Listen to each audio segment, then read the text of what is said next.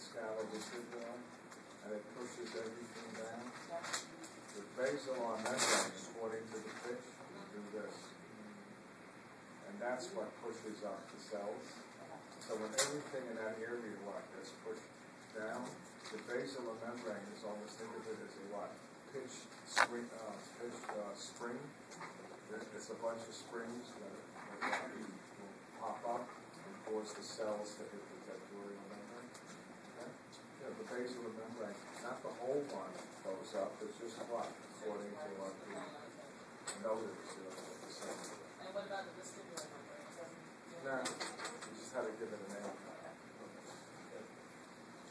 Everything had a name. Okay, equilibrium. I could do this very fast. If I don't finish, I'll do the first one. When I erase, I want to do static equilibrium.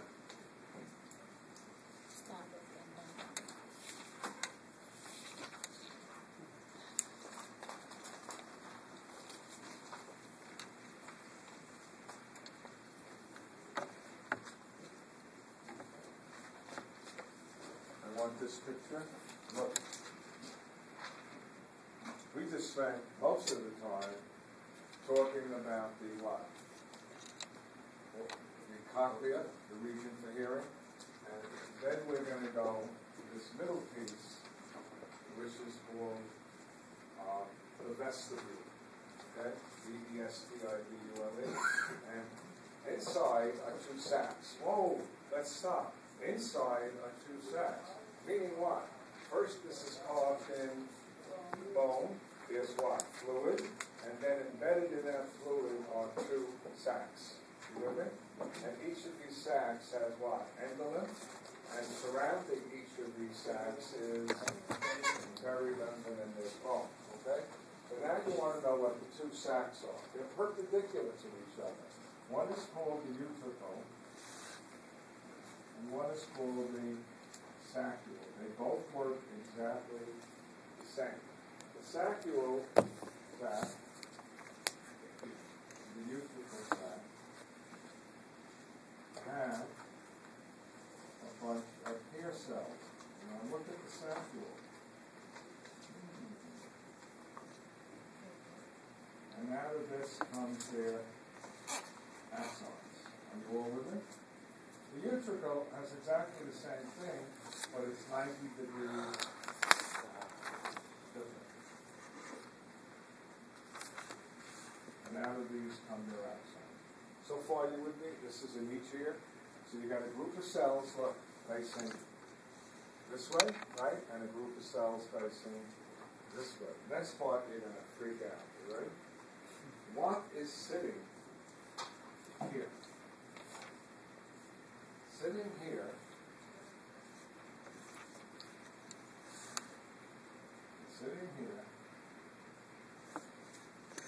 is a big mass of jelly.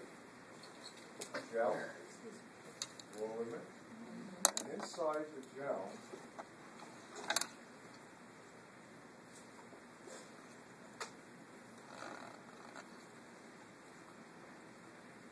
are little, I'm not making this up, rocks.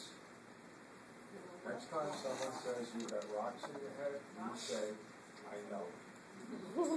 The names of these little stones, they're actually little stones that your body makes. They're cords that are in the ear, otto-ear, lift. Lift means stone. Otto-lift.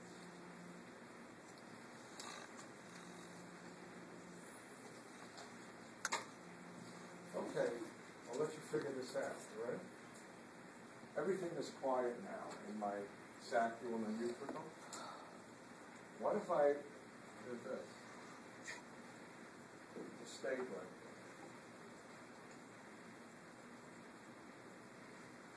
Will the heavy stones be what? Pushing down? And what will they do? They will push the hairs coming this way from the side. They will push them down. The ones that are straight up, it'll just what? Lean on the ears, but it won't bend them. But the ones from the side will get what? Bend. And I'm doing that in both ears at the same time, and my brain says you are bending forward. If I did this, on the other hand, the ears that were standing straight up, they were bad. Isn't that cool? Huh? That's wild. You got rocks in your head, all of you.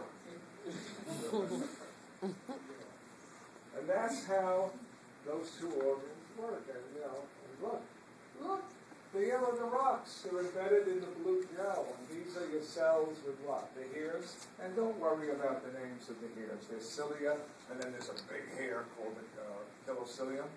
I'm going to have a good answer for that. Got the basic? That easy? The macula is the sac?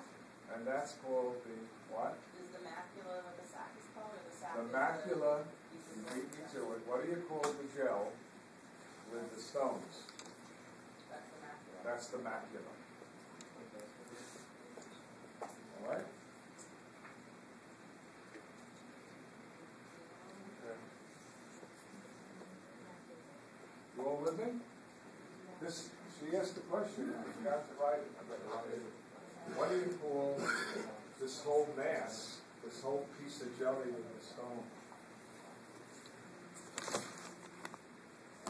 The macula. And there's an opening here, and you know what can happen? It happened to me 3-4 weeks ago. Some of the stone got out. And it warmed it, and you know where it went? What we're going to do next, into my semicircular canal, and the stone was moving, and that was causing my vertigo. Yeah. So, you know what? How they treat this? They give you things to do at home, right? Which is like lay on the bed, and then turn your head to the side. You know what it's like? You know this little toy that the kids have where they got to put the balls in the clown's eyes? Yeah. You play in the game. Well, they can do it at the hospital. I had it done once where they laid me on a flat board and they took my head like that game and they moved it. They can't see the damn stones. They do. And the whole idea is to get the stone where? Back into the sacral or utricle. Okay? My case, he says, go home and try these exercises. And guess what? You ready? Only I can do this. The next morning, I'm in the bathroom and I bent over by the sink. And I guess the stone went flying, and I lost complete balance, and I fell, and I ripped the entire sink out of the wall, including the pipes. Wow. So I got this heavy sink, hit my knee, hit my shin, took 2 months to heal. And I'm lying there, and water is coming out into the bathroom, and I bent one pipe, the water was shooting into the living room. And there's 2 cut-off valves that never work. They never work. The water is hard and they get what? So I don't know. I just don't remember much. I remember kind of getting up. I don't know how I got downstairs and I shut off the main line and then I looked at the living room and it was like a mini pool. That's But I would have terrible. been killed if I didn't hit my head. That's a tough one. The vertigo can do that. Remind me when we finish this or next class to tell me why you get nauseous when you go on those vomit rides. You know the rides I'm talking about? They put you in a stupid bucket and you're going like this, and then you go like this, and then it's going. Well, that's another thing. I stopped doing those once I got vertigo. Yeah, oh, that's not good for vertigo. Yeah, that's not good for vertigo. Okay, so we did static equilibrium, okay? And what I'm going to skip with you, because I don't want to really is complicated, where does the information go about your static equilibrium? You ready? Primary place it goes to is your cerebellum. That is right. Your cerebellum is concerned with what? Balance. It wants to know at any given moment where the hell you are. You with me? Because the cerebellum is a gossiper. It talks to the premotor area, which talks to the motor and says, before you do anything, you better do this or you better do that because, you're not in the position to what? Do what you may want to do. It comes out in which branch of the cranial nerve, number 8, is called the vestibular branch. Remember we did the auditory branch carries sound? Remember that nerve, cranial nerve 8, is called vestibulocochlear. Vestibulo means balance, cochlear means hearing. So these neurons coming out at the bottom are what? In the vestibular portion of the eighth cranial nerve. Okay? So in the eighth cranial nerve, there are thousands of axons. Some are carrying what? Sound information. There's information about hearing. Others are carrying static balance. And others are going to do dynamic balance, which I'm going to do with you right now. And it's very complicated if I did the real stuff. Dynamic. What's dynamic? This is dynamic. This is easy as hell. Okay? Watch me. Carved into the bone. I will try to show it to you next class. I have it hidden in my office. I showed it to you. I would have cut out canals. I haven't. Somebody took a dental drill, very tough to do, and they drilled into. Look. This is the auditory canal. See it? This is where the air is at. And everything I'm doing is inside here. This is called, this is part of the temporal bone. See it? It's hollow in here. What's in here? The snail, this, the semicircular canals, what, are all in here. This is called the, which region? Petrous. Petrous region of the skull. Your teacher didn't teach you that? Go back and hit him in his petrous region. Okay. So I can do this real simple, and then we're going to dissect. All right?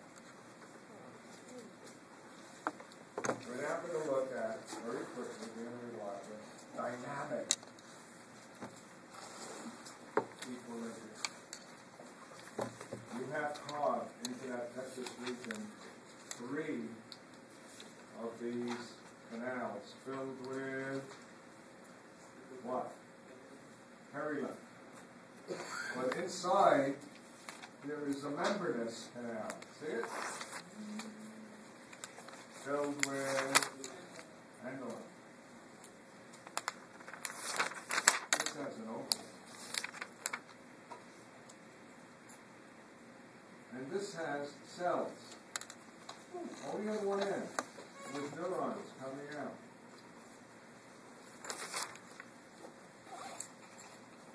I want to show it to you.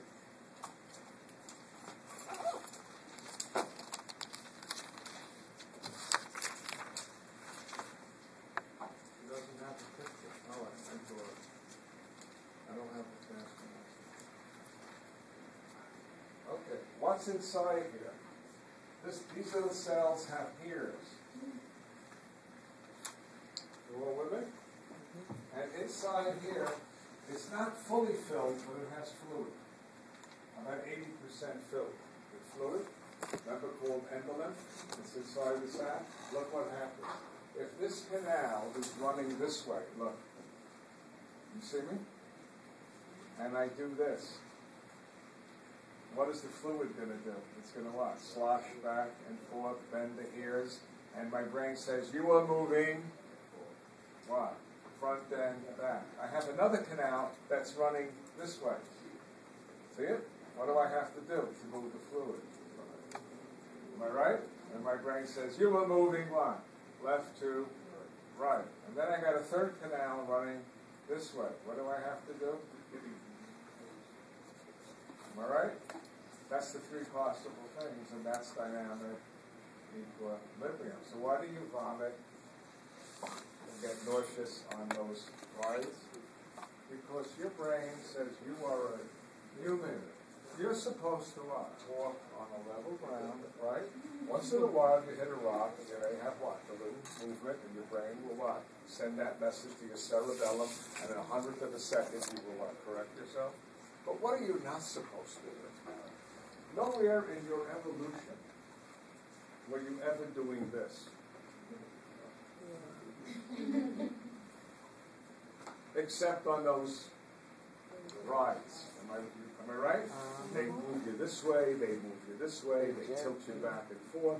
And you know what your brain says? Oh my God, the reason you are feeling this is you must have eaten something toxic that's affecting the nervous system.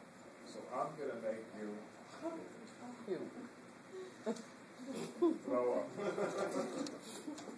that's why people get,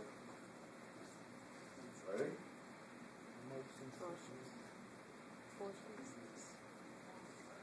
What are they on? Oh, And what do you get? A lot of Motion people? sickness. You get motion sickness. Is it the same? And you're Oh, supposed, that's when I if got it's my. rough, right? If it's rough out there, your boat is going forward, but the sea is what? Also turning it, right? And then you can also yaw. This is called yawing, because the wave is hitting it from this, that you're doing. And people. I remember I'm on a cruise, and it got rough, and I'm with the captain. He says, I gotta go back down. I go, yeah. "Why?" On the boat ride, they got sick on the boat. And I said, how long have you been a captain? He said, 37 odd I years. never know that. And I said, what made you pick to be a captain of a luxury liner if you get seasick? He says, I love to see the world. I said, and thank God I got a mate who knows that as soon as it gets rough, I'm heading to the cabin. And then to make matters worse, you're in a cabin. This makes it really bad. Everything looks nice in your cabin. Everything is straight. Yeah. So your vision says you're in a what? Very normal world. But your inner ear is what? It's a conflict. And now your brain says, you really got a what? You really are sick. Because you know what's funny? I just want to say, I went on a cruise for I was on the ship for 9 days. And that's basically when I came back, that's when I developed that vertigo. It happens sometimes when I go fishing. I get disoriented when I get back on the land. Lazy legs, I was like this. I couldn't. But only for a few Yeah, hours. I was fine when I got home. The first day, it was the second day I woke up. Well, that's and unusual. everything was just like this. I think I was on the boat again. Everything was just. You know what? Let me tell you what happened with the stone. The stone leaked out of the saccule, went into the what? Perilymph, and then found its way where? In here. And now the stone was moving. Wow. And I'm telling you, this is it. He had it. You had we were driving. Oh, It's a good way to have an accident because the whole. I didn't drive. No, I mean I had it while I was driving once. I pulled into the parking lot, and then I stayed perfectly still, and the world was fine. And I said, "Well, I'm going home. So how do I go home?"